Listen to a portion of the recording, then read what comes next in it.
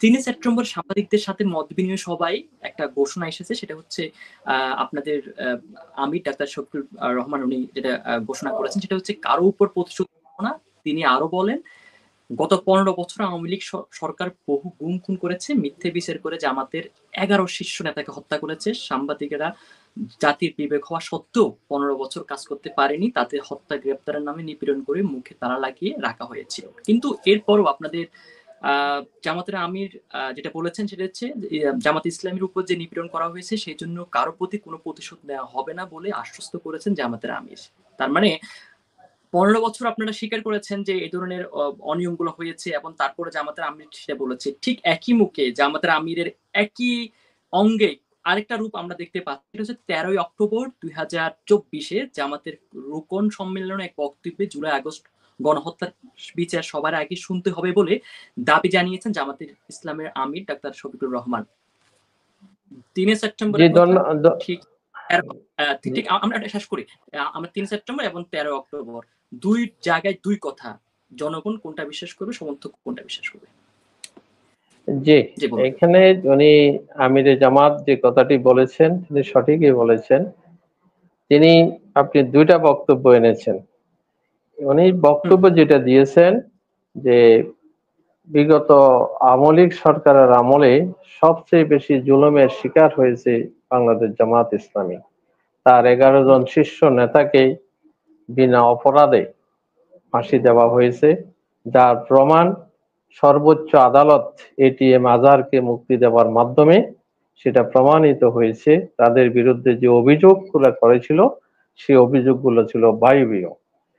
তো যার কারণে এবং জামাতের সারা দেশের অফিসগুলো বন্ধ ছিল, তাদেরকে অফিস করতে দেওয়া হয় নাই, স্বাভাবিকভাবে মিছিল রাজনৈতিক স্বাভাবিক যে কর্মকাণ্ডগুলো ছিল সেগুলো করতে দেওয়া হয়নি।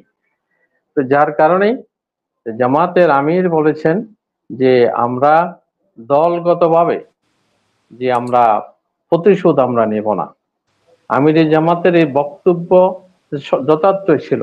জামাত ইসলামী যদি সে সময় প্রতিশোধের কথা বলতেন তাহলে আওয়ামী লীগ যে কথাটি বলেছিল যে ক্ষমতা হারানোর পরে যে বাংলাদেশের লক্ষ লক্ষ লোক নিহত হবে, আমরা আমাদের জনশক্তিদেরকে তিনি প্রতিশোধ না নেওয়ার জন্য ব্যক্তিগতভাবে তিনি আহ্বান জানিয়েছেন যে আমরা ক্ষতিগ্রস্ত, আমরা মজলুম, কিন্তু আমরা সাংগঠনিকভাবে আমরা প্রতিশোধ নেব না।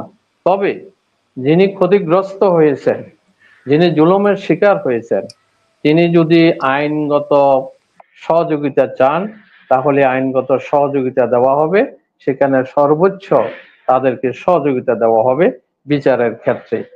তিনি এই কথাটি বোঝাতে চেয়েছেন যে আমরা দলগতভাবে প্রতিশোধ নেব না, কিন্তু যারা ক্ষতিগ্রস্ত হয়েছে তারা যখন আইনের সহায়তা চাবে তাদেরকে সর্বোচ্চ সহযোগিতা তাদেরকে দেওয়া হবে। আপনি কি এটা স্বীকার করেন যে 15 বছরে জামাতের উপরে অনেক বেশি নিপীড়ন চালিয়েছে, সেটা স্বীকার করেন কিনা? জি, নিঃসন্দেহ। তাহলে সে স্বীকার করার পরে আপনারা এত মহৎ হলেন কিভাবে যে 15 বছর এত নির্যাতন হওয়ার পরে আপনারা কি আসলে কোনো রাজনৈতিক ফায়দা বা রাজনৈতিক সুবিধার জন্য কথাটা বলেছেন, নাকি আসলে মহতের কোন একটা দৃষ্টান্ত স্থাপনের জন্য বলেছেন? যদিও পরবর্তীতে সেটা এখন আর নেই। এখন তো বিশেষ করে আজকেও দেখলাম যে আপনাদের নেতা কর্মীরা কিন্তু স্লোগান দিচ্ছে আওয়ামী লীগের অনেক বিচার থেকে শুরু করে অনেক কিছু। তার মানে একবার বলছেন, তার বিচার মানে কি? মানে এটা এই জিনিসটা আমরা বুঝতে পারছি না যে কেউ এটা মানে মামলা করলে বা কেউ যদি অভিযোগ করে, এখন আপনি দেখতে পাচ্ছেন আপনি কি শুধুমাত্র জামাতের ক্ষেত্রে আপনি রাজনীতি শুধুমাত্র জামাতের জন্য করতেছেন, নাকি পুরো বাংলাদেশের সাধারণ জনগণের জন্য করতেছেন? তাহলে আওয়ামী লীগ যদি ফেসিস্ট হয়, আওয়ামী লীগ যদি তারা অত্যাচার করে, তাহলে আপনারা কিন্তু আপনাদের নেতা কর্মীদের ক্ষেত্রে আপনারা বাদ দিচ্ছেন যে না আমরা কোনো আমরা মাফ করে দিলাম, কোনো বাংলাদেশের মানুষের ক্ষেত্রে সেটা আবার মাফ করছেন না। মানে কেন জানি একটা কনফ্লিক্ট তৈরি হয়ে যাচ্ছে, একটা দ্বন্দ্ব তৈরি হয়ে যাচ্ছে। আমি যেটা একটু পরিষ্কার করতে চাচ্ছি। আপনি বিষয়টা যদি একটু লক্ষ্য করেন আপনি সেটা বুঝতে পারবেন। 5ই আগস্ট ফ্যাসিস্ট পালিয়েছে দেশ থেকে, কিন্তু 5 তারিখ থেকে 8 তারিখ পর্যন্ত কার্যত বাংলাদেশে কোনো প্রশাসন ছিল না, কোনো প্রশাসন ছিল না, আইন শৃঙ্খলা ছিল না, কিছুই ছিল না। এই সময়ে বাংলাদেশের যারা এই ফ্যাসিস্ট বিরোধী আন্দোলনে যারা ছিলেন সকল দলেই সে সময়ে ভূমিকা রেখেছেন। আপনি জানেন ওই সময় যদি এই দলগুলো, যেমন বাংলাদেশ জাতীয়তাবাদী দল, জামাত ইসলামী, ইসলামী শাসনতন্ত্র আন্দোলন সহ আরো যত রাজনৈতিক দল রয়েছে, এই সকল দলের নেতা এবং কর্মীরা সেদিন দেশকে পাহারা দিয়েছে। তারা যদি সেদিন এই কাজগুলো না করত, তাহলে দেশের পরিস্থিতি কোন দিকে যেত? সবাই যদি প্রতিশোধের নেশায় যদি সেদিন সবাই নেমে পড়তেন, তাহলে তো বাংলাদেশ একটা রক্তের হোলি খেলায় নেমে যেত। কারণ সবার ভিতরে প্রতিশোধের একটা স্পৃহা রয়েছে, তার কারণ মানে আপনি কি দীর্ঘদিন সকল দল হয়তো জুলুমের শিকার হয়েছেন। রাজনৈতিক পরিস্থিতিকে নিয়ন্ত্রণ করার জন্য সেটা বলেছে, সেটা কি এমন এমন কিছু ব্যাখ্যা দিচ্ছেন সেটা?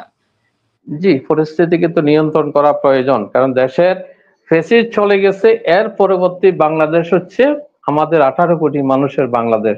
সুতরাং এই বাংলাদেশের পরিস্থিতি স্বাভাবিক রাখা, এটাকে স্থিতিশীল রাখা, এটা সকল রাজনৈতিক দলের এটা দায়িত্ব হয়ে পড়ে। কিন্তু এটার পাশাপাশি এই জায়গাটা থেকে আপনারা যখন কোনো একটা পরিস্থিতির জন্য এই ধরনের কথা বলেন, তখন কি মানুষ আস্থা নষ্ট হবে? মানে হবে না এমন নয় কি যে আস্থা নষ্ট হয়ে যাচ্ছে, বা আপনাদের প্রতি বিশ্বাস পরবর্তীতে একদম নেতার যে আপনাদের যে এক প্রধান যিনি, তার মুখে এই ধরনের কথা, যারা ভুক্তভোগী 15 বছরে, বা আপনাদের নেতা কর্মী আছেন, বাংলা সাধারণ জনগণ আছেন, সব মিলিয়ে এই জিনিসটা আপনাদের প্রতি একটা অবিশ্বাস জন্ম জি দিবে নাকি? জি, এটা বিষয়টা হচ্ছে যে প্রতিশোধটা কি? আমি তো আইনের আশ্রয় নেব। আমি ভিকটিম হয়েছি, আমি অন্যায়ের শিকার হয়েছি, আমার তো আইন রয়েছে, আদালত রয়েছে। আমি সেখানে আদালতের আশ্রয় নেব, সেখানে আমি সর্বোচ্চ ন্যায় বিচার পাওয়ার জন্য আমি চেষ্টা করব। আমি তো যদি প্রতিশোধ স্প্রিয়া হয়ে যায়, সেটা তো পরিস্থিতি ভিন্ন দিকে চলে যাবে। আমাদের আচ্ছা, দায়িত্ব আমাকে হচ্ছে। আমাকে এই জায়গায় একটা উত্তর দেন যে জামাত ইসলামী সুসংগঠিত একটা দল, আপনি সেটা বিশ্বাস করেন কিনা? জি, মানে সরি। জামাত ইসলামী বাংলাদেশে একটি সুসংগঠিত এবং পরিকল্পিত একটা দল। ওনাদের আপনাদের কাঠামো অনেক সুশৃঙ্খলিত, এটা এটা এটা আপনি স্বীকার করেন কিনা? আমি এটা তো স্বীকার করা না করা কিছু না, সেটার মূল্যায়ন তো আপনারা করবেন। রাইট, আমরা মূল্যায়ন করে ধরে নিলে আপনার অনেক সুশৃঙ্খল, অনেক বেশি কাঠামোবদ্ধ। একটা তৃণমূলের, একটা বিএনপির নেতার কথা বলি, একটা তৃণমূল, একটা সাধারণ সমর্থক, আপনাদের সমর্থকের কথা বলি, একটা কৃষকের কথা বলি যে কোনো রাজনীতি করে না, এবং সেই এই ধরনের কথা শুনলে আপনাদের কাছ থেকে হতাশ হবে কিনা? কারণ তার তো আইনের প্রক্রিয়া যাওয়া, বা তার আইনি প্রক্রিয়া যাওয়া, তার তো ওই ব্যবস্থা নাও থাকতে পারে। আমরা কোনো সংঘাত বা মানে কোনো বিষয়কে আমরা সেটা মানে প্রশ্রয় দিচ্ছি না, সে জায়গাটাতে প্রশ্নটা করছি না। প্রশ্নটা করছি যে এই বিষয়টা মাত্র গরম গরম আপনাদের লিডার সেটা বলছে, সেটা আসলে কি আসলে পরিস্থিতি নিয়ন্ত্রণ করার জন্য? আমরা পুনরায় আবার প্রশ্নটা করি, নাকি রাজনৈতিক কোনো কৌশল যে আওয়ামী লীগ আমাদের পাশে আসো, আমরা তোমাদেরকে অনেক বেশি আদর করব, যেমন ইতিহাস আপনাদের আগে মানে বিগত সময়ে আছে, অতীতে, সেটা আমরা আসলে পরবর্তীতে জানবো। আমরা আসলে আপনি যে বিষয়টা কি আনতেছেন, যে আমরা এখানে রাজনৈতিক কোনো কৌশল না। এটা হচ্ছে যে দেশের পরিস্থিতি। আমি তো বললাম 5 তারিখের পরে তো আর স্বৈরাচার নাই, ফ্যাসিস্ট নাই।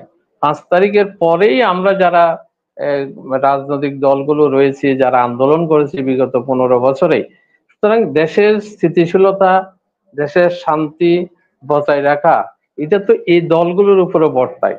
সুতরাং দায়িত্বশীলতার পর্যায় থেকে তিনি এই কথাটি বলেছেন। তিনি তো ওটা বলেননি, আর যিনি ভিকটিম তিনি তো অবশ্যই আইনের আশ্রয় নিতে পারবেন। আর প্রতিশোধ নেওয়া, যে সেটা তো আসলে, সেটা আপনারা বুঝেন, প্রতিশোধ যদি এভাবে নেওয়া শুরু হয়, তাহলে দেশের পরিস্থিতি কোন দিকে যাবে?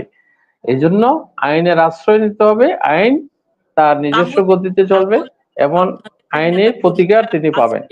আপনাদের নেতা কর্মীরা বিশেষ করে হুজুর হামজা হুজুর উনি মাঠে নেমেছেন, আপনাদের নেতা কর্মীরা বিক্ষোভ করছেন, আপনাদের নেতা কর্মীরা প্লে কার্ড নিয়ে রাস্তায় আছেন, এখন আমরা দেখতে পাচ্ছি অনেক জায়গায় ফুটেজ আসছে। তাহলে আপনারা গোপালগঞ্জের যে বিষয়টি, এটা নিয়ে মামলা করুক, তদন্ত আসুক, আপনারা মাঠে নামিয়েন না, আপনারা অফিসে থাকেন, এমন না, কিছু? বিষয়টা তো এমন নয়। প্রতিবাদ তো করতে হবে। প্রতিশোধ আর আচ্ছা, প্রতিবাদ তো এক জিনিস নয়। একটা হলো প্রতিবাদ, আর একটা হলো প্রতিশোধ। আমরা তো প্রতিবাদ, যে কোনো অন্যায়ের বিরুদ্ধে তো আমরা প্রতিবাদ করব। যে গোপালগঞ্জে আজকে যে ঘটনা ঘটেছে, এটা ন্যাক্কারজনক ঘটনা, যেটা তো অবশ্যই প্রতিবাদ করব। আমাদের আগামীকাল সারা দেশে প্রতিবাদ কর্মসূচি রয়েছে দলীয়ভাবে।